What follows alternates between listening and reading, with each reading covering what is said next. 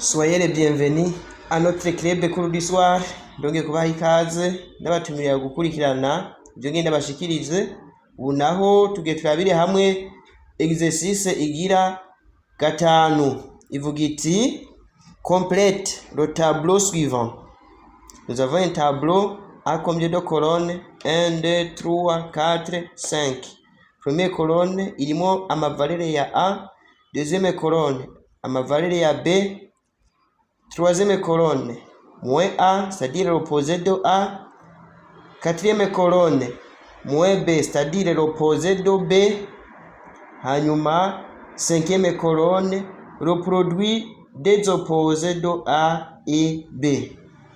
Turabira hamwe ukuntu dukoresha izi valere baduhaye ngaha A.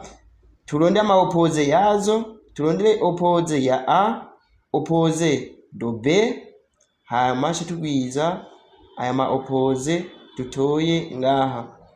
Ikibazo gica gikurikira baca tubaza bati kero market ubonye iki ufatiye ku nyishu uzoba utoye. Tubirabire hamwe rero ukuntu bikorwa mu nkurikirane.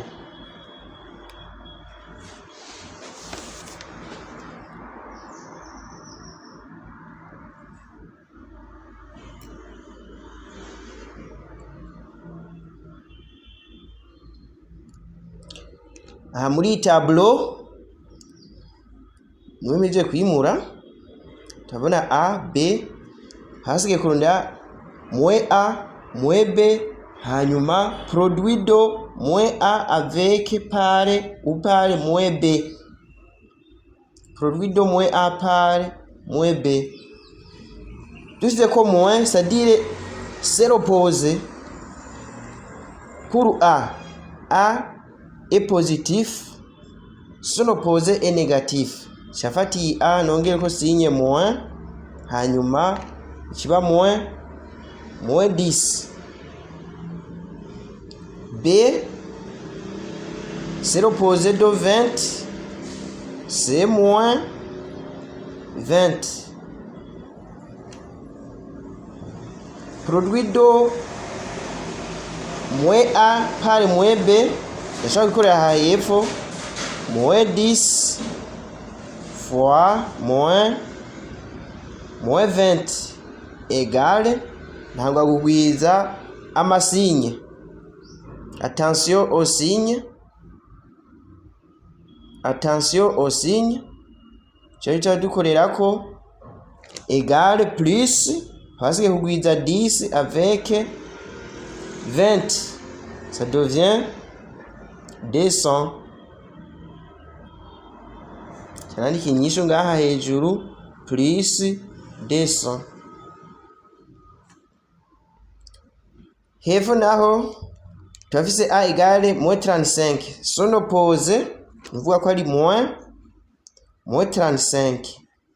Opération successive ikiba plus 35. J'écris plus 35 dans cette case.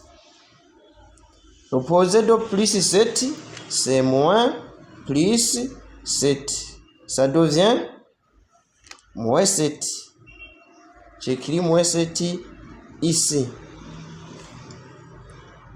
Produit de moins A par moins B, c'est-à-dire plus 35 fois moins 7.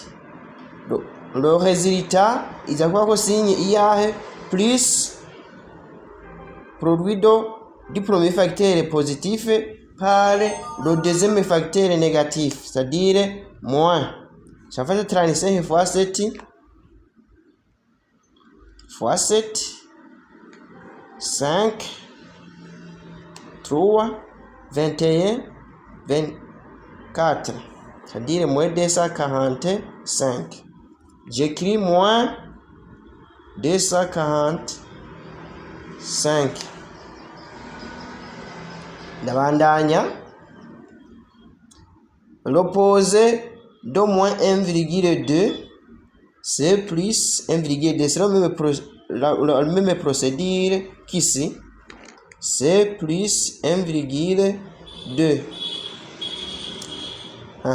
L'opposé de moins 1, c'est la même procédure qu'ici, c'est plus 1.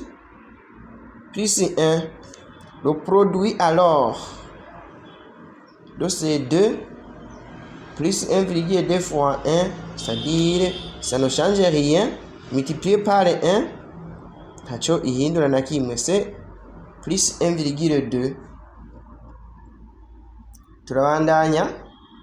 L'opposé de plus 0,2, ici, c'est la même procédure qu'ici, plus 0,2, son opposé qui va moins 0,2.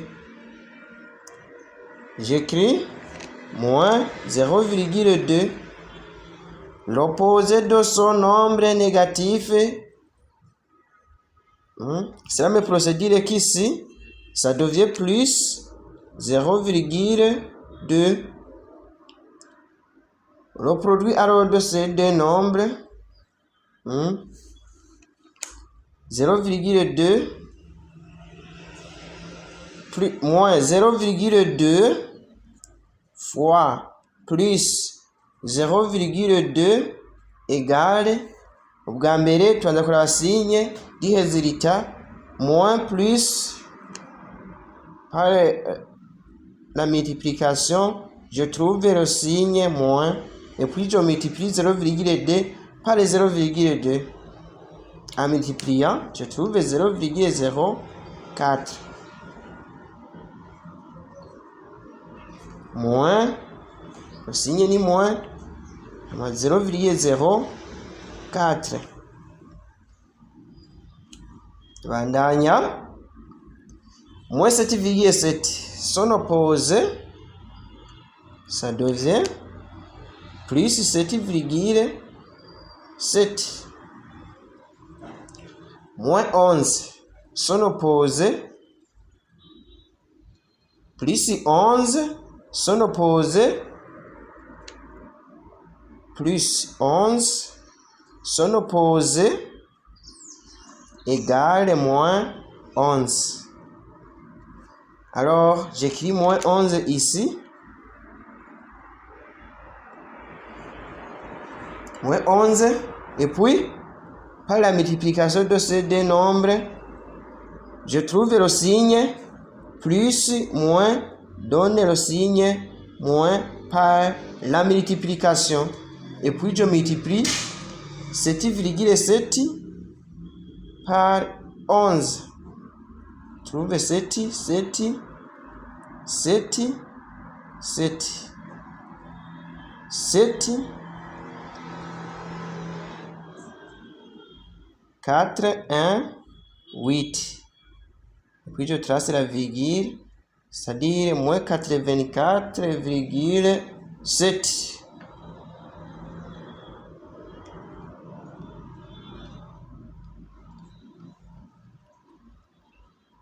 La question qui suit, c'est que remarques-tu? Ubonye iki? Utahuyemo iki canke quelle conclusion peux-tu en tirer? Nuvuga yuko dufashe A fois B, A fois B, A fois B, tufatiye kuri exemple ya mbere ingana 10 fois 20 ikiba 200. Dufashe moins A fois moins B ingana moins 10 fois moins 20. C'est le même résultat, 200. Ce que je remarque ici, je remarque que pour la question qui m'est demandée, je remarque que A fois B égale moins A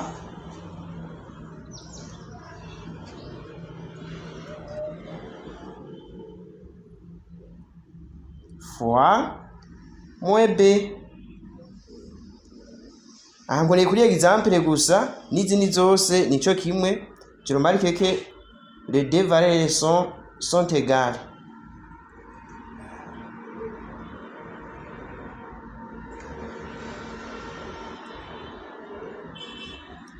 J'ai mal écrit. J'ai écrit, je marque que c'est remarque. Ok. Je vous remercie pour votre aimable écoute. Mwane mudukurikirana kandi tubanatubaha ibintu biryoshye cyane muri iyi club cours d'histoire. Si biharuro vyonyene n'ibindi byinshi muzoza murabibona, icongereza, science et technologie n'andi madomene atandukanye abafasha gutera intambwe mu bumenyi. Murakoze.